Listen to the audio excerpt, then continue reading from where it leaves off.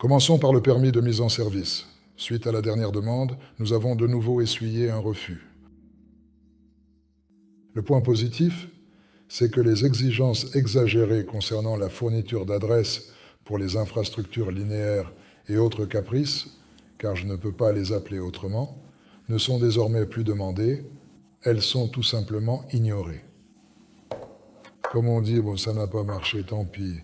Ils ont essayé de faire du chantage, mais ça n'a pas fonctionné 3 fois de suite. Nous avons fourni des documents prouvant que pour ce type d'infrastructure linéaire, aucune adresse n'est attribuée.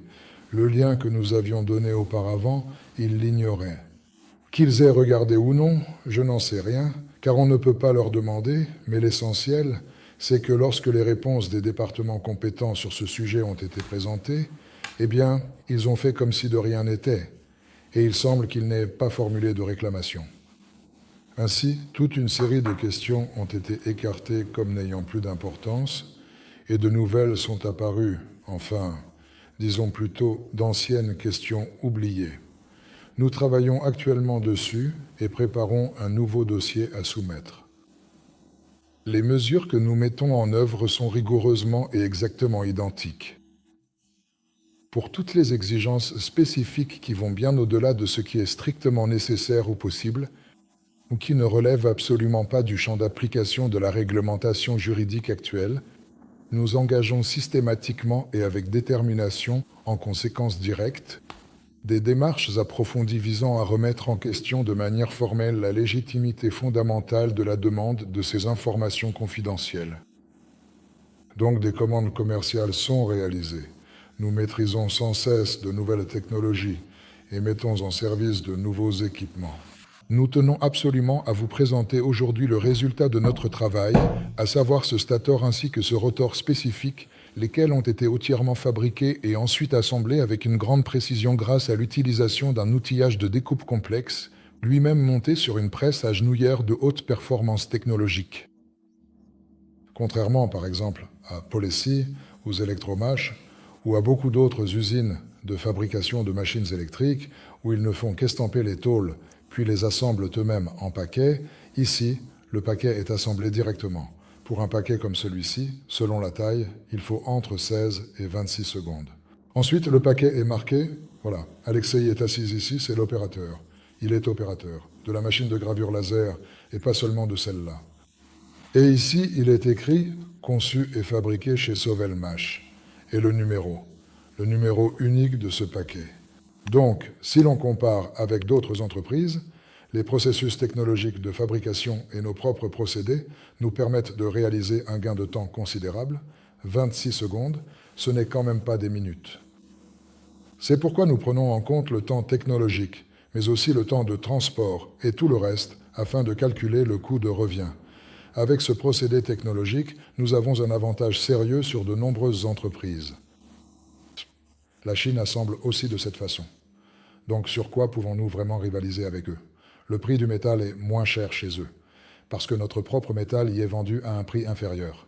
Il bénéficie davantage de remises et d'autres choses encore. Donc il est inutile de vouloir rivaliser directement avec eux.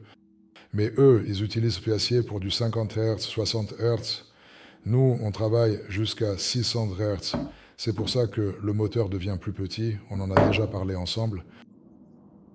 Et de la même manière, exactement au même moment où l'on fabrique le paquet du stator, on obtient également le paquet du rotor. Ensuite, on procède à l'étape suivante où l'on y coule avec précision la cage d'écureuil. Avant, on coulait dans un moule, ça prenait des dizaines de minutes. On peut même dire que toute la procédure prenait 1 à 2 heures, démonter le moule, le remonter, le préparer. À l'heure actuelle, il est important de noter que pour procéder au moulage d'un seul rotor individuel, si l'on utilise un moule spécifique à 4 emplacements, cela nécessite une durée approximative de 2 minutes complètes. Et le temps de traitement global du processus industriel est de 30 secondes exactement. Ici 30 secondes, là 30 secondes, 1 minute et tout est prêt. Pour presser ici l'arbre, les roulements, effectuer tout l'usinage, il faut encore quelques minutes. Donc, au final, il faut environ 4 minutes jusqu'à 5 minutes de temps de process pour assembler une telle pièce. Du coup, si on considère les salaires et l'amortissement des équipements, ce temps n'est pas très important. C'est pourquoi, ici, le principal dans le coût de revient, ce sont les matériaux. C'est pourquoi, en peu de temps, nous avons bien progressé à ce niveau-là. Actuellement, un travail actif est en cours pour organiser les essais de ces moteurs. Pour cela, nous travaillons sur des arbres d'un design un peu différent, car pour la meuleuse d'angle, selon les exigences de la conception, le diamètre est de 9 mm, alors que pour installer sur la machine de test de charge, il faut un diamètre de 10 mm.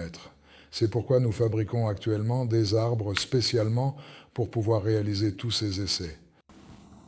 Et ce que je voulais souligner, c'est qu'aujourd'hui, par exemple, le contrôle du rotor est déjà beaucoup plus simple. Pourquoi? On le pèse, et s'il y a un écart de 2 grammes, c'est déjà considéré comme un défaut. Donc maintenant, pour éviter d'avoir à faire l'équilibrage, nous marquons chaque rotor dans l'outillage et nous indiquons où se trouve le bas. Cela permet de déterminer dans quelle direction apparaît le déséquilibre caractéristique. L'objectif est d'améliorer le moule et de ne plus avoir à faire d'équilibrage. Il s'agit simplement de savoir conforme ou non conforme. Oui, la mise au point a nécessité certains coûts et matériaux, car les rotors n'ont pas fonctionné correctement tout de suite. Il a fallu améliorer l'outillage, ajuster les modes de fonctionnement et la composition des températures. Il a fallu faire beaucoup de travail, car l'aluminium A5 est difficile à couler, et il est probablement encore plus difficile à usiner parce qu'il s'étire et se coupe mal avec un outil, alors que le A9 s'écoule bien et s'usine facilement. Et maintenant, toutes ces traverses qui ont été coulées en une journée, combien de lots? 130? On en a coulé environ 130, maintenant il va falloir finir les emplacements pour les roulements, et on pourra assembler. En ce qui concerne la meuleuse d'angle, il nous reste une des grandes tâches, la presse à froid pour la fabrication de l'ébauche de l'arbre. Nous avions une matrice défectueuse, le matériau a été livré, l'usinage brut est déjà fait, maintenant nous allons passer à la finition. Et surtout, pour pouvoir effectuer le traitement thermique, la trempe, nous avons mis en service l'installation à induction que nous sommes en train de maîtriser. Nous avons testé plusieurs inducteurs. Maintenant, nous allons préparer les inducteurs pour les arbres. Cet inducteur aura des dimensions spécifiques, longueur, largeur. Il permettra un traitement par l'eau, c'est-à-dire que nous pourrons y placer non pas un seul arbre, mais plusieurs à la fois. En même temps, le défi est très intéressant. Il s'agit d'obtenir une température uniforme aux endroits où la trempe aura lieu, et ce, de manière homogène sur tous les arbres. Il s'agit principalement des portées pour les roulements. Mais d'un autre côté, nous verrons, il se peut que nous supprimions cette opération et que nous ne gardions que l'opération de trempe de l'outil. Parce que pour certaines commandes, pour certains travaux, nous avons fabriqué notre propre outillage d'estampage, nous l'avons trempé et nous avons estampé des éléments spéciaux, 900 pièces en 2 ou 3 jours, il me semble. C'est un bon résultat, c'est suffisant. C'est pourquoi nous nous rapprochons de plus en plus du moment où nous commencerons à proposer ce genre de choses sur le marché, avec la meuleuse d'angle.